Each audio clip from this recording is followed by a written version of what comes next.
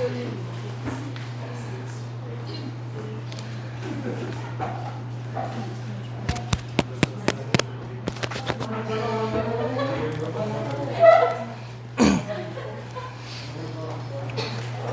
let's start. So for our first topic, we have our introduction to pharmaceutical quantitative chemistry. So quantitative pharmaceutical chemistry is very similar to quantitative analysis of other programs. Okay, so if you compare your QC1 with the chemistry programs of BS Chem, Biochem, Petroleum Engineering, or Chemical Engineering, the coverage is the same. We would tackle all the classical methods in quantitative chemistry. Quantitative chemistry yung parang general term. But we are focusing on the analysis of pharmaceutical importance. So we're going to focus on drugs, their excipients, purity of our substances. So most of our examples we will be covering is related to the USP or to the NF. Okay? So quantitative pharmaceutical chemistry is the application of analytical chemistry in the analysis of purity and quality of drugs. Specifically, it is applied to official preparations in the USP or in the NF. So pag sinabi po nating USP or NF, yan yung ating general reference. Nakita nyo na ba ang USP at ang NF? Sa library, pinakalkal na sa inyo ng prof nyo. Kayo, nakalkal nyo na? Yung makapal na libro. So if you go to the library, we have an old copy of the USP and the NF. Hindi yun inaaral. Okay? Hindi yun parang textbook or kahit ano. Ang makikita nyo, sa USP at saka sa NF, take for example, acetaminophen or our paracetamol, makikita nyo doon yung purity requirements, tests for purity, tests for identification, at saka paano siya sinusukat. So, ang tawag sa isang ganon ay monograph. So, most drugs are in the USP or NF, and they have official testing methods. So other applications of quantitative pharmaceutical chemistry is the analysis of chemical constituents in the human body and analysis of medicinal agents found in metabolites in biological systems. But for our case, ang application ng ating quantitative pharmaceutical chemistry is maintaining quality of our drug products. So hindi po lahat sa inyo ay papatak ng butika. May mga iba sa inyo papatak ng industry. At ang entry level ng isang pharmacist sa industry ay mostly analyst. Yun ang starting point, QC analyst. So matututunan nyo dito at saka sa laboratory, i-apply ninyo pag naging analyst kayo sa isang manufacturing or research laboratory. Ang katow-tow ninyo, toe and toe, is mga chemist. So expected, pag graduate kayo ng BS Pharmacy at kalaban nyo yung chemist, pareho lang kayo ng alam sa pag-analyze ng gamot. Ng gamot ha? Ng gamot. Pag hindi gamot, talo kayo ng chem. Pero pag gamot, talo nyo ang chem kasi mas marami kayong alam sa gamot. So bakit kailangan ng quantitative chemistry? So in the practice of pharmacy, pharmacists should have an appreciation for quantitative analytical methodology if they are to advise medical professions in terms of drug quality. I don't know if you still recall some cases of callbacks or product recall. So, are you familiar with the drugs that are angiotensin-renin blockers? Angiotensin receptor blockers pala. ARBs. Sartans ay ACE inhibitors. Yung kasunod. Wait, sorry. Hindi, Prils, tama. Sartans yung ARBs, Prils yung ACE inhibitors. So, in the US, a batch of losartan was recalled. It was recalled primarily because an excess amount of an impurity was found in the pills when assayed. And those pills that contained that trace amount of compound was found to be carcinogenic. So yung buong batch ng losartan ay nirecall. However, in context, isang batch lang siya ng losartan from a single company. So, ibang company na nagawa ng losartan, hindi affected. Isang company lang, isang batch lang, yun lang ang mayroong trace amount ng carcinogen. However, bumagsak yung trust ng general public sa losartan.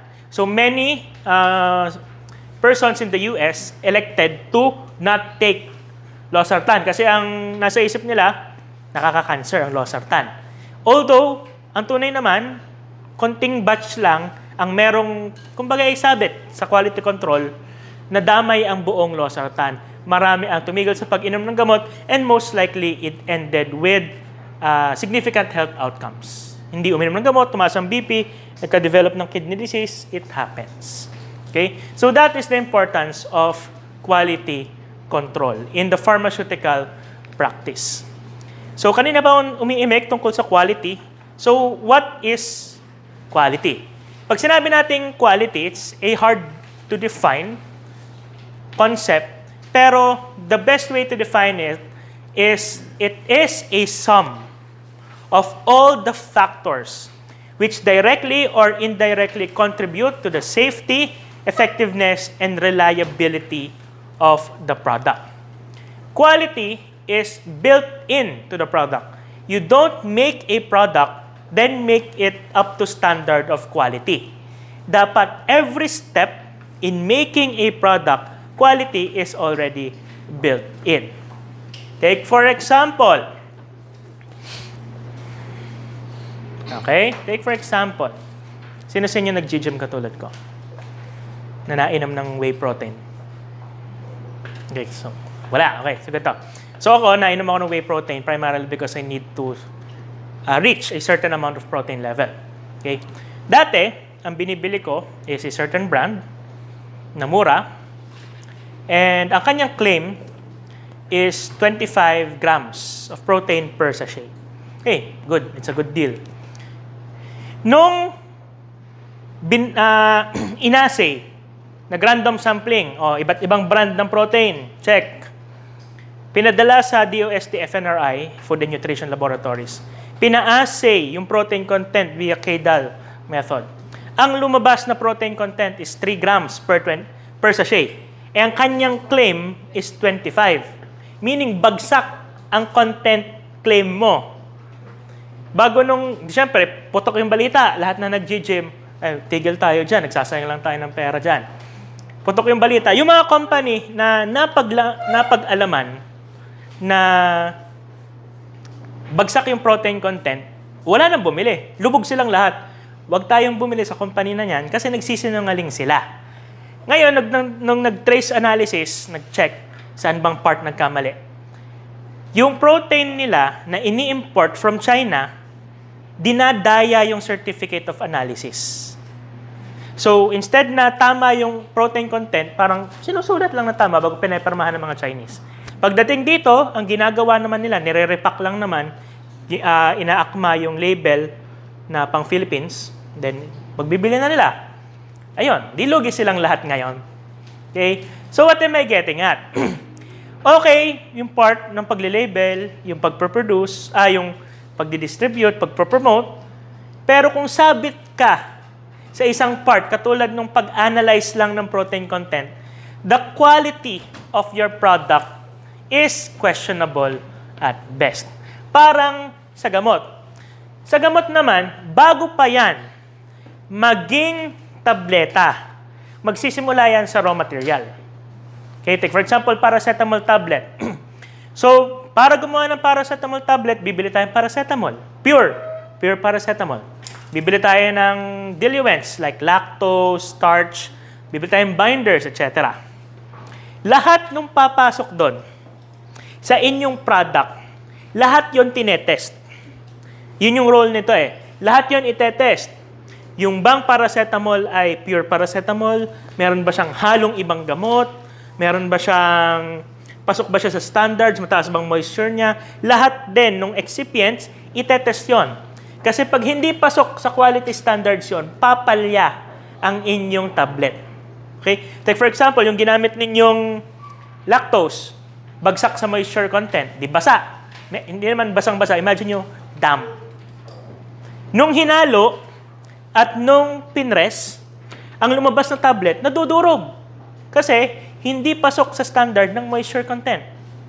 Okay? And that is the point of quality and quality control. If every part of the process matches the standards, we shouldn't expect a difference of outcomes. Okay? Sinusunod po yung standards natin. Okay? So, quality controls guarantee within reasonable limits that the product you take or the product you buy is free from impurities. Unang-una, free from impurity. Walang halong ibang gamot. Okay? Have you heard of Bangkok pills? Luma na talaga. Bangkok pills, yung mga pampapayat. Okay? Hindi naman sinasabi kung ano yung laman. Kasi unang-una, hindi siya FDA registered. Kasi pag hindi ka pag FDA registered ka, you are required by law na kung anong laman ng product mo, una, pasok sa labeling guidelines ng Philippines. Pangalawa, safe yung laman. Pangatlo, nababasa yung label. So pag bumibili kayo ng kung ano-ano sa tabi-tabi at nakita nyo na Incheck, Thai, Viet, or basta hindi English yung label, hindi yon FDA registered. Makakakita kayo ng ibang gamot, may sticker sa ibabaw. Pwede na yon, FDA, possible na FDA registered na yon. Pero pag hindi nyo talaga mabasa, hindi yan FDA registered, safety and efficacy is not guaranteed. Okay? So yung Bangkok pills, siya ay pampapayat daw. Inom. Ba, nga nakakapayat. Lumabas sa drug testing, random drug testing ng nagko-call center. Positive, methamphetamine. Yon, kaya pala pumapayat. Hindi naman shabu yung nakahalo. Pero a variant of amphetamines. Not methamphetamine, but other family members of methamphetamine. Okay? Pwedeng pseudoephedrine or pseudoamphetamines. Yun, pag ininom ng katawan, it is transferred or it is converted to metabolites of methamphetamine, which yields a positive result in drug tests. So, kaya ka pumapayat, para ka nagsashabu. Okay? So, it's not an indicator of quality. Pangalawa, quality control ensures that your product is physically and chemically stable. Makikita nyo, yung paracetamol, example, bumili kayo ng Biogesic. Biogesic para kilala. Example ay naimbak, naiwan sa inyong drawer for a long period of time. Kahit expired yan, pagtingin nyo, hindi naman siya mukhang expired. Still retains that light orange color, hindi naman siya durog, hindi siya basa, hindi siya nagkakamold. In sabihin nun, it is physically stable. Sa pagtingin ninyo. Okay? So, important yon. Hindi pwedeng gagawa ka ng tabletas bago pa makarating sa iinom, durog na. Or ginawa mong pink, pagdating sa customer, blue na. So, dapat nare-retain niya ang kanyang physical characteristics. This one is important. It contains the correct amount of active ingredients stated on the label. Pag sinabi ninyo na 500 milligrams, dapat pag inasay natin yung tabletas, within a reasonable range yung kanyang content. So take for example, paracetamol, siguro 95%, at least 95% of paracetamol should be in the tablet. Okay? Diyan, nakakapatay ang counterfeit drugs. Why are we so hard on counterfeit drugs? Not because they are making money compared dun sa talagang nagawa ng gamot, pero kung ang lola mo ay nainom ng peking losartan, bago yung losartan na iniinom niya ay wala pala talagang losartan, hindi ma-maintain ang blood pressure niya at lalabas yung iniiwasan natin in hypertension. Baka magka-kidney failure, mag-edema, heart failure, etc. Kasi hindi nagagamot yung sakit. So we are especially hard on counterfeit drugs. Mataas ang patong or mataas ang hataw sa mga halatang namemeke ng gamot. Okay? Pero kung mamemeke lang din naman kayo ng gamot, huwag na kayo mameke kasi madali lang naman gumawa ng generic. At saka yung pagsiset up ng paggawa ng fake, i-effort mo na lang gumawa ng generic kasi ganun din naman yung cost. Kaya parang nawawala na yung counterfeiters eh. Kasi gawin mo ng legit, mura lang din naman. Okay. Here are the standards for drug product quality. We have 3 levels of standards. First is your compendial. When we say compendial, this is based on the United States Pharmacopoeia or our national formulary. Okay? So pag sinabi natin na ang inyong gamot ay pasok or USP grade ang inyong gamot, pag tinest natin yung gamot ninyo at kinumpare natin sa USP, dapat pasado siya sa lahat ng test. Unang-una, description. Ang inyo ay white crystalline. Ang nakasulat sa USP, white crystalline. O, pasado ka na. O, sunod na part, content, 99% assay. Yung tinest yung iyo, 99%. Okay? Para masabing USP grade ang inyong gamot, dapat pasado siya sa standard set by the USP. So, pag pumasok kayo sa industry, USP&F ang usual yung pinupulot. Tingnan kung pasok sa standard. Pasok po. Okay, goods. Next, regulatory. When we say regulatory, these are standards set by the regulatory agency. In the Philippines, the only regulatory body is the Philippine FDA, the Food and Drug Administration. So they set regulatory requirements for certain products. Okay. Please take note that itong standard na to, minimum. These are minimum standards. Para ma-market mo siya, dapat pasado siya dito. Pero dito nagkakatalo, in-house. In-house is a standard set by your own company. So, mga in-house standards, wala sa compendial. Kasi kayo nagseset mismo. Example, ang kulay dapat niya ay Prussian blue. Hindi sky blue, hindi baby blue, hindi royal blue, Prussian blue. Kayo na ang nag-set ng standard, yon ang kailangan yung i-meet. Ang tawag doon ay in-house standard. Maliwanag po ba? Okay? Ano pinagkaiba-iba? Compendial, USP&F. Regulatory, FDA. In-house, in-house. Sa loob ng company, ay sa in-house. Company, standard. Okay. Let's now go to methods in quantitative chemistry. Okay. So we would be focusing on classical methods. When we say classical methods, the best example is your volumetric analysis. So it is the determination of a volume of a known concentration required to react with a given amount of substance. So ito, gagawin nyo sa laboratory. Yun yung hands-on. Dito, theoretical tayo. So ang ginagawa lang ng dito class, in a nutshell, kukuha ka ng burette na alam mo yung concentration, ipapatak mo yung laman doon sa unknown, bago pag natamaan mo yung endpoint, susukatin mo yung nagamit na tubig, makukuha mo yung concentration nung iyong tinatitrate. Okay? In a nutshell, ganun yon. Pero mas maraming steps involved. Okay? So we measure the volume and we relate it to the amount of drug or sample present. It uses various standard solutions, volumetric instruments such as burettes, volumetric flasks, and pipettes. Although matagal nang fine-phase out ang volumetric analysis, it is still routinely conducted in the laboratories. Sa paggawaan ng gamot at saka sa research laboratories, minsan titration pa rin ang ginagamit. Lalo na Kapag USP or NF grade ang inyong gamot, ang nakalagay sa USP NF, titrate. Kuha muna ang burette at saka ang volumetric flask. Mag-titrate ka muna. Okay, para familiar kayo sa lab, ang tawag dito, burette. Okay?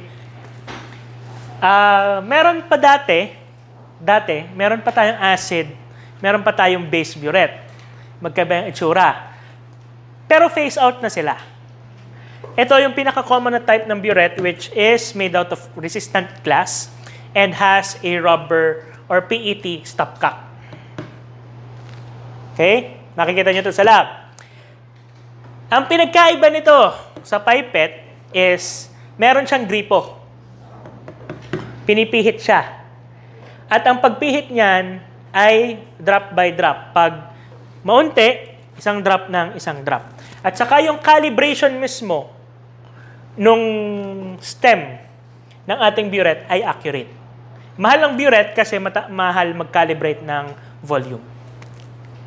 Okay? Ang tanging gamit nito is for titration. Okay, mauumay kayo dito sa lab. Okay.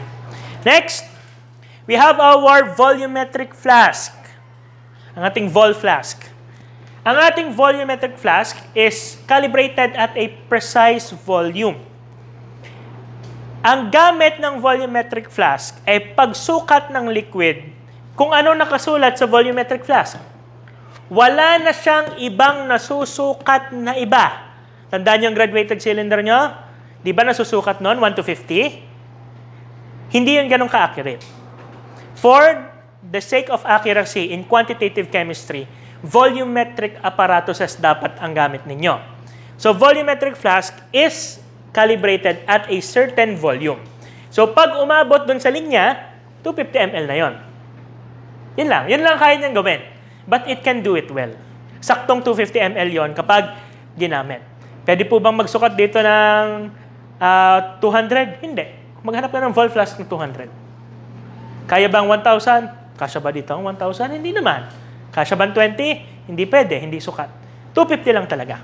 Kung kailangan nyo mas maliit na volume, maghanap kayo ng vol flask na mas maliit. Available po sa lab hanggang 10. Ganito lang. Maliit na vol flask. Meron din pong 1,000. Ganito lang. Kung kailangan. Sunod, pipette. Siguro naman nakapag-pipette na kayo. So, ang pipette, this is a way to transfer liquids accurately between two containers. Okay? It is from a range of 1, 5, and 10 ml. Ang meron sa lab is 10 and 5. And pag maglilipat kayo ng volume or magsusukat kayo ng volume, always use a pipette. Okay? Sa QC, minumura ang nakikitang graduated cylinder.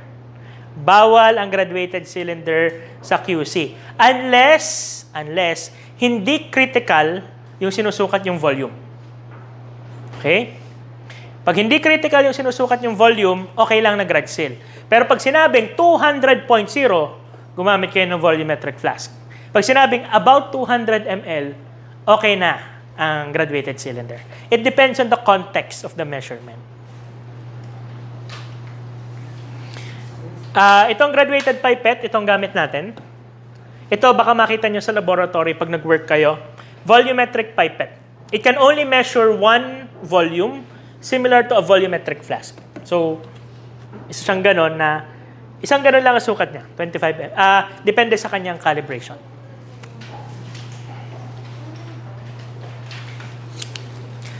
Other methods of analysis. Alin nga po ang gamit natin sa QC1? Volumetric. Okay? Or classical methods. Ito mga to, these are instrumental methods. Pag sinabi po nating instrumental methods, gumagamit tayo ng instruments. Okay? So, may mga techniques na yan, iba-ibang machine ang ginagamit. Covered po yan ng QC2. So, ang QC2 is instrumental methods of analysis. Tayo is yung classical. Okay?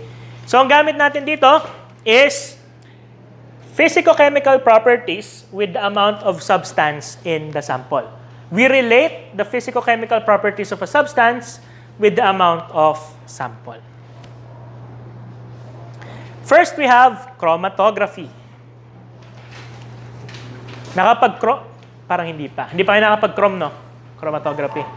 So, first year. Okay. So, sa chromatography, it is a method of separation. Okay? Meron tayong mobile phase, nakapagawa na kayo ng ganyan. Meron tayong mobile phase, meron tayong stationary phase. Pero ang tanging purpose lang nito ay para mapaghiwa-hiwalay yung laman ng sample. Okay? Para mapaghiwa-hiwalay ang laman ng sample. Gagawin niyo po ito sa OrgChem. Okay.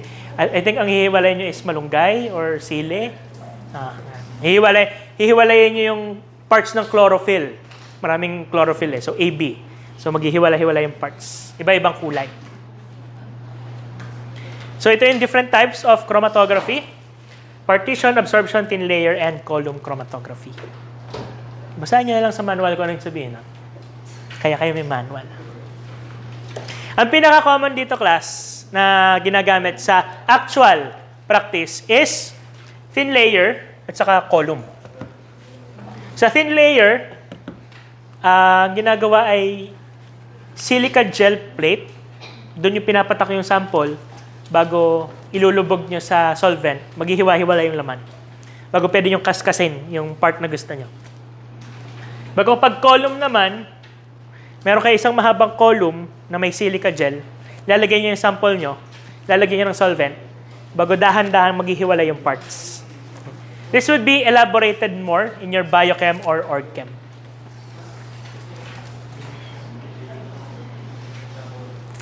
Next, we have our spectrophotometric. For our spectrophotometric, yan yung mostly laman ng QC2. Ang gamit nito ay spectrophotometer. Meron tayo niyan nasa kabila. Yan yung maliit na box na yun. Spectrophotometer. How it works is babarilin nyo ng ilaw yung sample nyo. Bago, based sa reading, makakalculate nyo yung concentration ng inyong sample. Medyo mahabang paliwanagan, pero essentially, yun yung principle. You shoot light, bago kung gaano kadaming light ang tumagos, marerelate ninyo sa dami ng sample. Pagpatak nyo ng QC2, yan ang most methods na ginagamit. Okay? So these are some spectrophotometric processes like transmittance, reflectance, emittance, and fluorescence. Fluorescence hindi na kaya dito.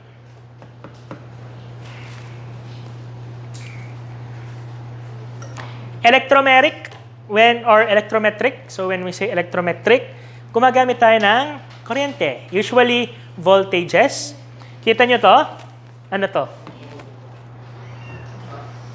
Sa tingin nyo, ano to? Hindi kayo nakakita nito, no? Hindi gumagana ganyan natin, kaya hindi nyo nagagamit. pH meter. So, pag nilubog nyo, it would show the pH. Ang ginagamit ni Ma'am Teres kasi handheld.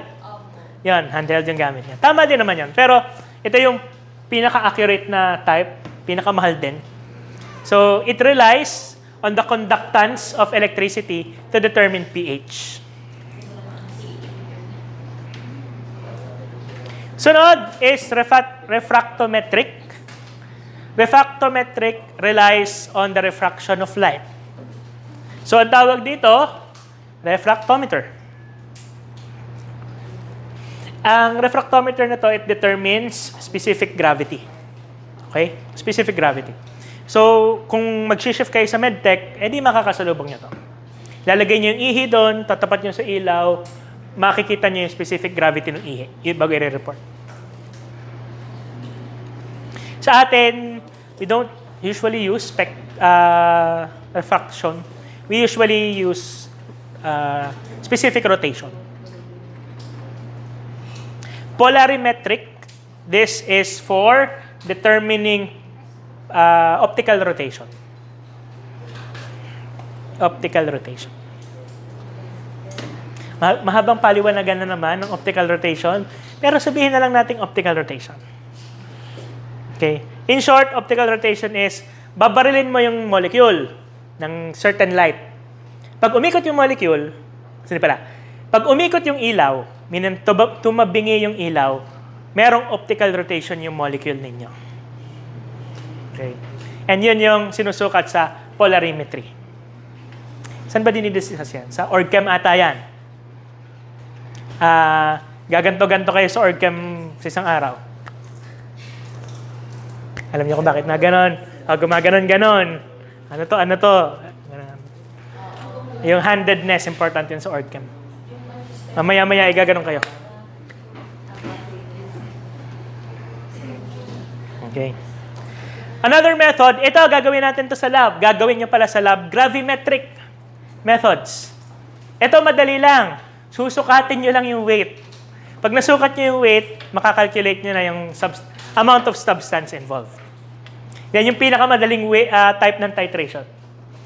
Hindi na nga siya titration actually. Parang, basta nag-precipitate, na-purify nyo, pwede na yon.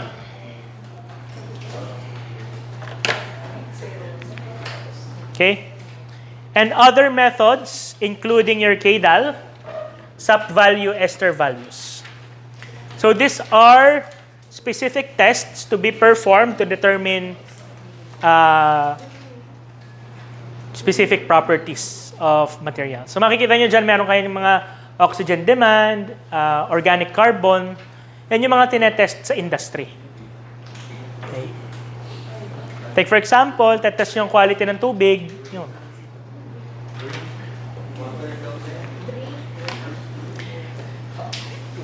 Tandaan nyo po, ang KDAL ay for nitrogen. KDAL nitrogen determination. It can determine nitrogen and it can also determine protein content because all proteins contain nitrogen.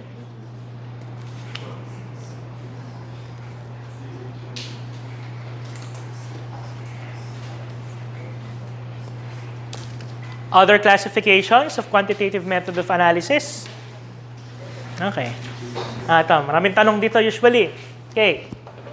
Pag sinabi natin, complete analysis, lahat ng parts ng sample ay i-analyze. Like, kahit yung mga nakahalo lang, kahit hindi kasama yung gamot, lahat ng components susukatin. So that is a complete determination. Kapag sinabi nating partial, may specific na part lang tayo ng sample na hinahanap. So most of the time, class, itong ating kinoconduct, partial. We're just trying to figure out how much active drug is present in the sample.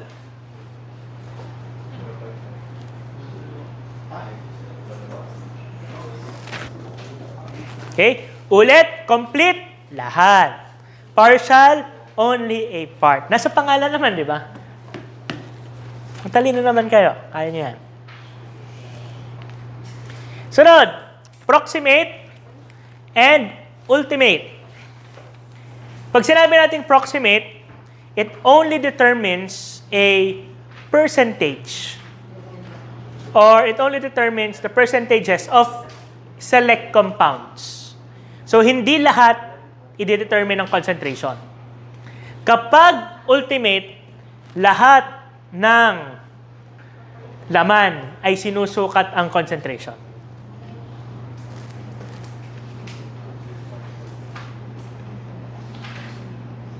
Dala ka ng highlighter sa sunod, ha? Dapat nakikita kita nag-highlight.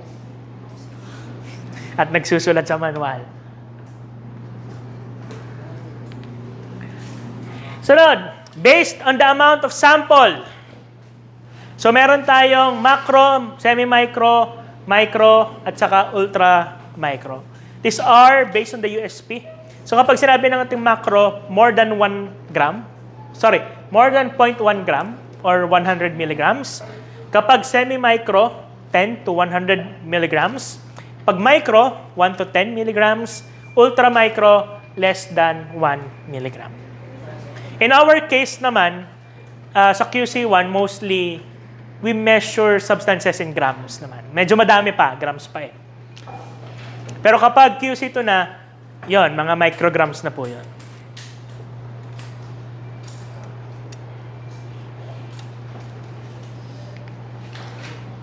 Based on the amount of analyte present. Kapag sinabi nating major, siya yung, it makes up a large part of the sample. Take for example, you're going to assay chalk. Chalk, yung pangsulat sa board. Calcium carbonate yon. Pag inassay nyo is calcium carbonate, edi mostly chalk ang makukuha nyo. Ang tawag doon, major. Okay? Sunod na tanong. Ikaw. Isipin mo mabuti yung sagot mo. Hindi pala, huwag mo masyadong pakaisipan pala yung sagot. Ha? Water is made mostly out of... okay, sabi ko, huwag mo pakaisipan eh. Water is made mostly of... Anong laman ng tubig? Taasan mo pa. Meaning, broader pa. Broader pa. Water is mostly made out of yung tubig sa gripo, anong laman nun?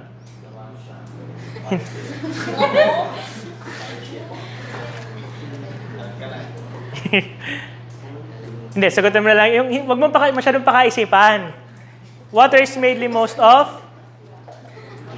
Saan gawa ang tubig? Sa tubig. Gawa sa tubig. Water is mostly made out of water. Wait. Abangan niyo yung phrasing. Water is mostly made out of water. Meaning, may ibang nakahalo sa tubig. In that example, a water sample is mostly water. Yung other parts, yun yung trace. So, anong laman ng tubig? Bacteria, fluorine, chlorine. Yun. Okay? Kahit konti, metals, arsenic, mini-maintain yan sa levels ng tubig. What you get from the tap is potable water. That is not completely pure water. May mga nakahalo diyan. Okay? Kaya tayo nagko-conduct ng trace analysis. Okay? Pag mataas ang lead ng tubig, nakakalason. Or pag mataas ang arsenic sa tubig, nakakalason din. Okay. Next, we have our sampling. Part of sampling is errors in analysis. So, may magkakamali, balang araw, malamang tayong lahat magkakamali, but in a quality control setting, kailangan nating i-determine ano ba yung error at paano natin a-actionan. Okay? Pag sinabi nating indeterminate errors, these are slight variations in a series of observation by the same observer under the same conditions. Okay? So, ikaw yung analyst. Okay. Nag-conduct ka, 3 trial. Yung una, 1.1. Yung pangalawa, 1.05. Yung pangatlo, 1.025. So, yung slight variation na yon, indeterminate error yon. Okay? Slight variations. Same observer, same conditions. Kapag determinate errors, it occurs constantly in a series of determinations. So, araw-araw ka nag-a-assay at araw-araw kang mali. Okay? Pag sinabing determinate errors, there is something wrong in the process. Pag indeterminate, fluctuations. Pag determinate, merong cause. Una, personal error. Okay? Hindi marunong mag-conduct ng experiment yung nagawa. Kaya laging mali. O, determinate errors yun. Hindi marunong yung nagawa. Sunod, methodical error. Pag sinabing methodical error, mali yung procedure. Kaya kahit sinong gumawa, mali. That is methodical error. Kapag apparatus error, yung machine yung mali. Kaya nagkakamali ba ang machine? Yes, most of the time nagkakamali yan. Kaya we have a whole industry dedicated to calibration and validation. Okay? Dapat may magsa-certify na ang weighing scale mo, pag nilagay mo yung 50 grams yung masusukat niya. Okay? Ang tawag doon, calibration and validation. Okay? Kung may kakilala kayong nag-engineering, ICE, Instrumentation and Control Engineering, ganon ang most of their job, mag-calibrate at saka mag-maintain ng measurements. Okay. Konting math muna tayo, pero malamang-lamang kahit naman kayo ay graduate lang ng high school or kahit elementary, kaya nyo to. When we say, madali lang to, mamaya hihirap. When we say measures of central tendency, tatlo lang yan. Mean, median, mode. Mean, median, mode. Tatlong M. Una, mean, or more commonly called average. For average, it is obtained by dividing the sum of replicate measurements by the number of measurements in the set. Take for example, ang una mong sukat ay 10. Ang pangalawa mong sukat ay 12. At ang pangatlong mong sukat ay 10. Para makuha ang average, ipag-a-add mo yung tatlong values. So that's 32. Bago i-divide nyo by the number of measurements. 3. So ang sagot is 10.66. 667, kung gusto nyo. Okay? Ganun po mag-compute ng average. Testing. Kunin nyo ang average ng 4, 6, at 12. 22 by 3. 7 point something.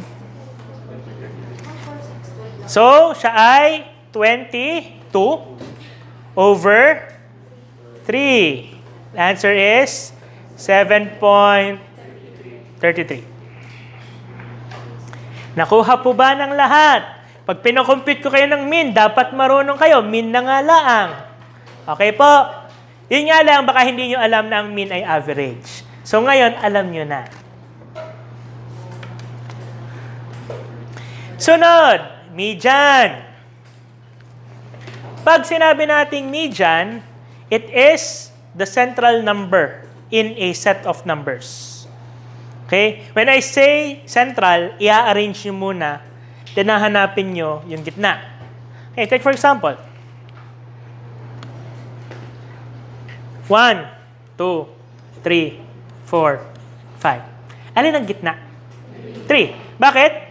3 is equidistant to 1 and 5. Okay? Ganun lang po kasimple. Medyo mahirap kunin ang mean kapag minamata nyo lang.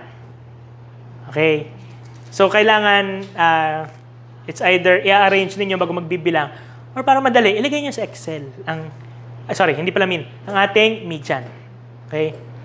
Take for example, however, please do take note that measures of central tendency needs to be taken with context. Okay? Pag sinabi nating median, it is the central number. So, pag sinabi nating the salary of 21-year-old persons in the Philippines is around 300,000 pesos. Hindi sabihin nun, maraming taong kumikita ng 300,000 pesos. Hangin sabihin lang nun, pag kinuha mo yung pinakamababa at yung pinakamataas, ang gitna ng 300,000. Ang mas accurate nun is average. The average salary of a person, yon, it would be more reflective of what you are looking for. Saan importante ang median? Kapag naghahanap ng trabaho. Okay? O tip. Example, pupasok ka ng trabaho. Butika.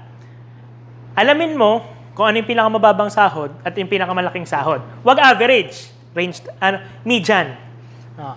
Para alam mo na around that price ka humingi ng sahod or something. Huwag average kasi pag average, malamang hatakin yung score pababa. Kasi malakas magpasahod ng lower end. Hanapin mo yung higher end, lower end, tansyahin mo yung gitna using median. Yan ang targetin mo. Okay? So there are examples in your book for getting median. Please take note, meron tayong tinatawag na outliers. When we say outliers, these are extreme values from the set. Okay? It's either very low or very high. Mga outliers, minsan negative yung number. Kaya, okay, do what, extreme values that stray off the data set. So, tingnan nyo ito. 25, 29, 3, 32, 85, 33, 27, 28. Ang outlier dyan ay, alin? 85. Napakalayo ng 85 dyan. So, kapag sinukat ninyo ang mean at saka ang average, parang malayo. Outlier, extreme values, konti lang sila. Pero pag maraming outliers, hindi na outliers ang tawag doon. Part na yun ang data ninyo.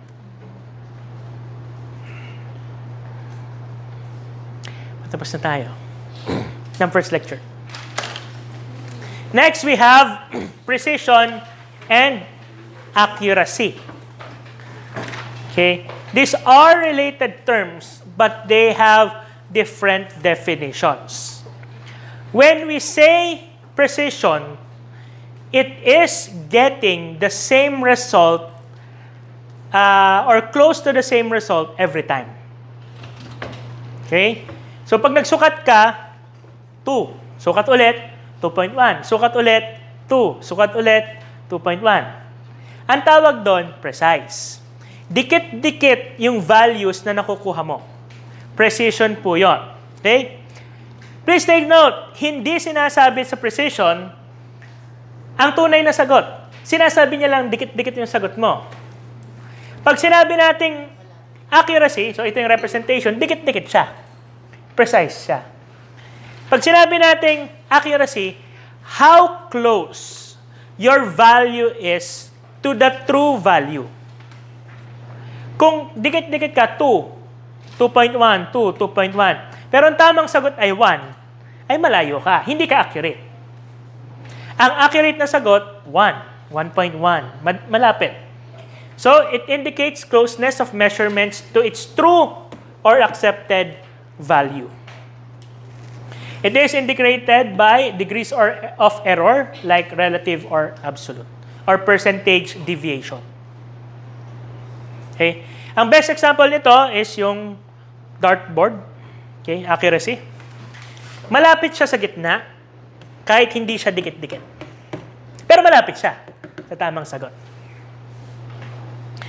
So this is your example on the book. Ang tawag din ay hindi precise, hindi rin accurate. Okay? Sabog. Ito, precise pero hindi accurate. Dikit-dikit pero sala pa rin. Ito, accurate pero hindi precise. Kasi although malapit siya sa true value, hindi siya dikit-dikit. Bago ito ang pinakamaganda, both precise, dikit-dikit sila, and accurate. Malapit sila sa true value. So these are the values of our measurements.